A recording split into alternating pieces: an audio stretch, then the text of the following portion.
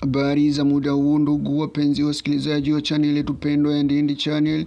Kama ndo mara yako kwanza unajiunga na channel hii, basi usisahau kusubscribe, kulike na kucomment. Rais wa shirikisho la mpira wa miguu Tanzania TFF, Wallace Karia, ameuomba uongozi wa serikali pamoja na vyombo vya dola kufuatilia kwa makini hali inayoendelea hivi sasa katika maisha yake. Wallace Karia amekuwa ni mtu kupokea simu za vitisho kuanzia hivi sasa kabla ya uchaguzi na kuelekea uchaguzi, mara baada ya kutangazwa nafasi za ugombea katika nafasi ya urais wa TFF pamoja na uchaguzi mkuu ambao utafanyika pale jijini Tanga Agosti. Wallace Karia amesema amekuwa akipokea simu nyingi za vitisho kutoka kwa wadau mbalimbali wa michezo, watu wanaotumia namba ngeni na sijue ni nani ambaye anampa vitisho vya mara kwa mara. Watu wanamtaka Rais Wallace Karia ajiuzulu katika nafasi yake ya urais wa TFF na ajiuzulu katika nafasi ya kugombea tena kuelekea uchaguzi mkuu utakaofanyika mwezi wa 8 pale jijini Tanga. Wallace Karia amekuwa ni mtu mwenye hofu ya kuhofia maisha yake, kwani amekuwa akipokea simu nyingi za vitisho kutoka kwa watu mbalimbali ambao wamekuwa wakimtishia maisha yeye pamoja na familia yake.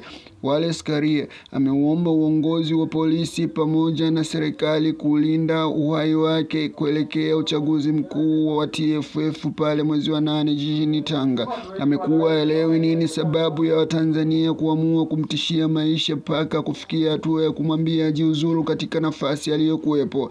Wakati yeye anaamini hakuna rais yeyote aliyewahi kupita katika shirikisho hilo akafanya mambo makubwa na mazuri na ya kupendeza katika mpira wetu wa Tanzania kama yeye. Wallace Karia anashindwa kuelewa ni sababu zipi zinazofanya Watanzania wanakuwa wanamtumia vitisho na kuhitaji yeye ajiuzulu katika nafasi yake, nafasi ambayo bado hajamaliza muda wake. Inakuwa vipi ajiuzulu hali ya kuwa yeye bado ni mtumishi wa TFF pamoja na bodi ya ligi pamoja na shirikisho la mpira barani Afrika CAF.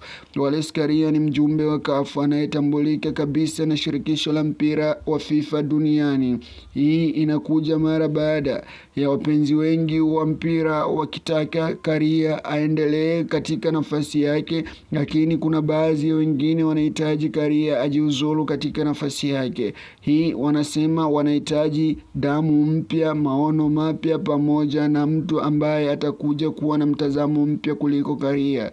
Karia amewafikishia viongozi wa polisi wale namba zote zilizokuwa zikimpa vitisho na amesema hatakuwa tayari kujiuzulu kutokana na vitisho vya binadamu, ila pale ambapo ataona muda wake wa kuongoza shirikisho la mpira hapa nchini Tanzania limefika mkikomo, basi ataachia ngazi kutokana na kanuni zinavyomtaka na sio binadamu kwa vitisho vyao.